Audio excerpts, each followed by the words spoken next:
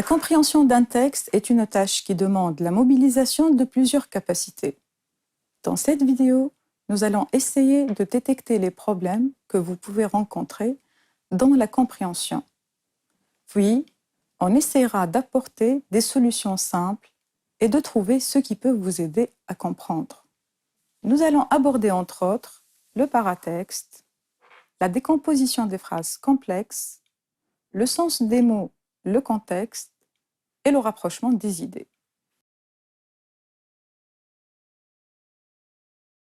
Le paratexte.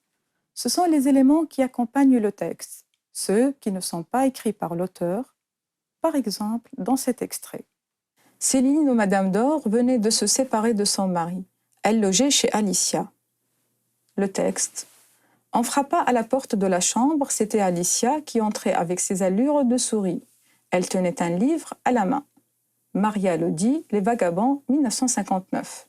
Ce préambule nous donne des informations sur le personnage principal.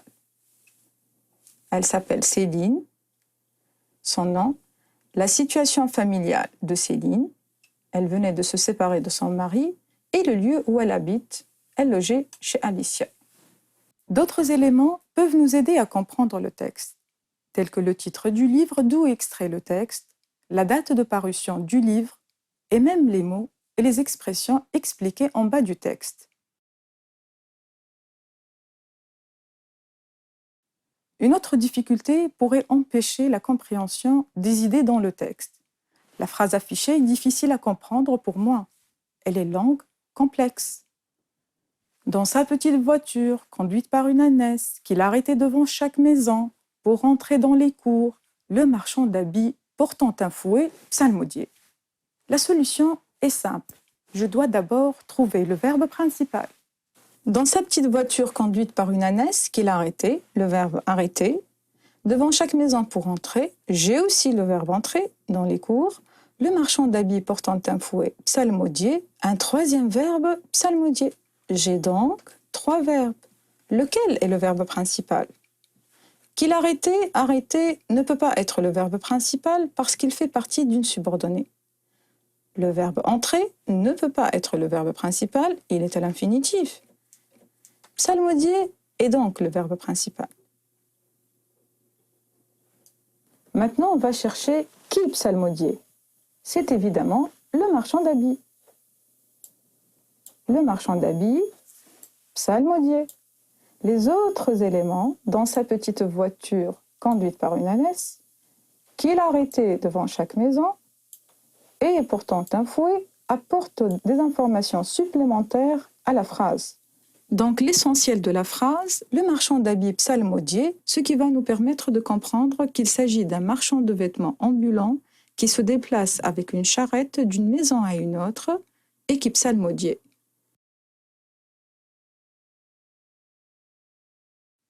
Mais je ne connais pas le sens du mot psalmodier. Comment je vais faire? Comment comprendre ce mot? La solution se trouve dans les mots et expressions qui se trouvent autour de psalmodier.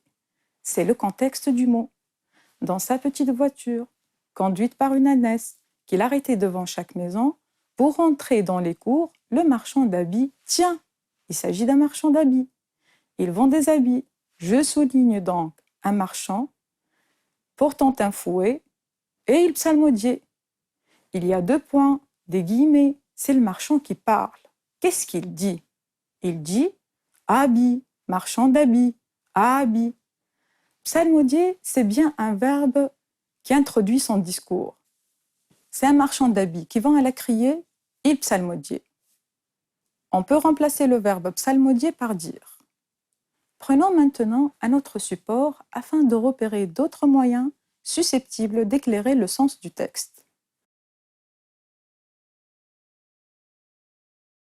Observons la situation d'énonciation. Qui parle? Avec qui se trouve-t-il?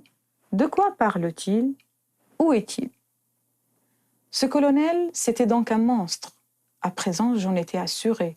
Pire qu'un chien, il n'imaginait pas son trépas. Je conçus en même temps qu'il devait y en avoir beaucoup comme lui dans notre armée, des braves, et puis tout autant sans doute dans l'armée d'en face. Qui savait combien? 1, 2, plusieurs millions peut-être en tout. Dès lors, ma frousse devint panique. Serais-je donc le seul lâche sur la terre? Pensais-je, et avec quel effroi! Perdu parmi 2 millions de fous héroïques et déchaînés et armés jusqu'aux cheveux. C'est un récit à la première personne « je ». Le narrateur observe ce colonel. Il observe aussi son armée, des braves. L'armée d'en face, qui est l'ennemi, et ils semblent tous faire preuve de courage et de bravoure exceptionnelle. Ce sont des fous héroïques, alors que lui, il semble le seul lâche sur la terre. En établissant un lien entre les idées, on remarque donc que le narrateur est un soldat, c'est la guerre, et qu'il observe cette bravoure du colonel. Des soldats de son camp, notre armée. Ensuite, des soldats du camp adverse, l'armée d'en face. Et il observe tout ça avec frayeur et se qualifie de seul lâche. Alors qu'autour de lui, il n'y a que des fous héroïques qui sont déchaînés.